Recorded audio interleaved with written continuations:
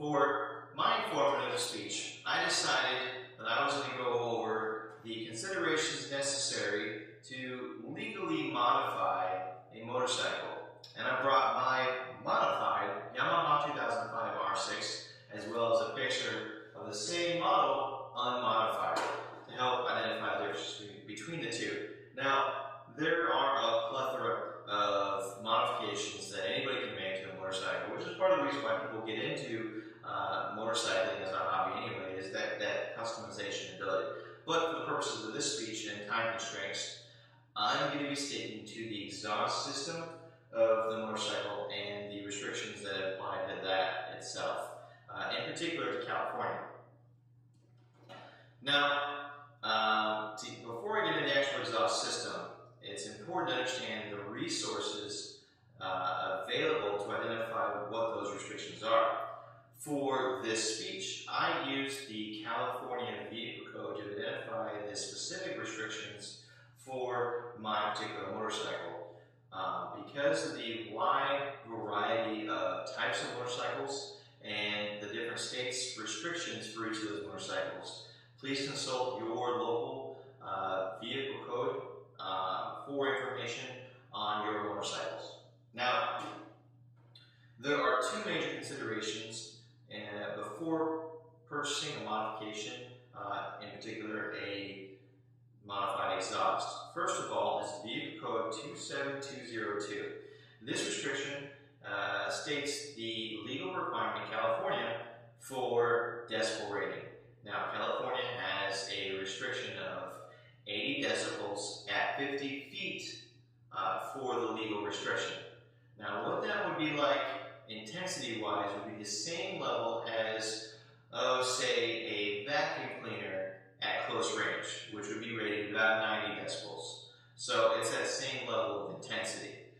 Now, the other requirement that is important before considering what modification or what exhaust modification you might consider is the Vehicle Code 27202.1. Now, this is a new code in California that states any manufactured exhaust system after 2013 January 1st needs to have an EPA certification approval.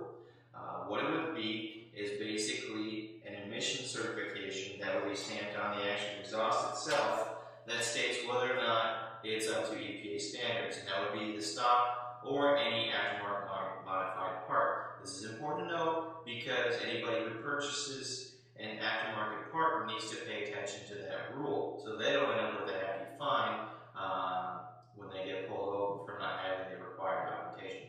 Fortunately for me and many others who don't have to worry about it, if you have an older bike, you are grandfathered in and you don't worry about that rule. At least yet. We'll see if the rules change. Now, you might be asking why even bother upgrading your motorcycle exhaust if there are so many restrictions. Well, there are a couple major considerations. First of all, the specs for the original Yamaha 2005 state that the horsepower is about 105. With this modified exhaust, I get 115 horsepower. So even though it's not significant, there is a slight performance improvement. That combined with the overall aesthetic improvement on the look versus the stock standard aluminum plain look adds an increased overall value of the resale of the bike. Combined with that customized sort of look that most bike owners tend to go to, that's why the bike is worth more. There are also other things you can do as far as upgrading to full exhaust systems. There are mechanical adjustments which increase the performance even more. So that effect can be compounded with continued upgrades if you want to continue on from just the stock exhaust. So we've gone over what the restrictions are in California for the exhaust system. I've gone over where to find the information necessary to figure out what modifications, restrictions might be applicable to you in your area. So what you should take away from this is where to find the information necessary to upgrade your vehicle, as far as legal restrictions, and then be able to make those modifications according to the local legal requirements of your area.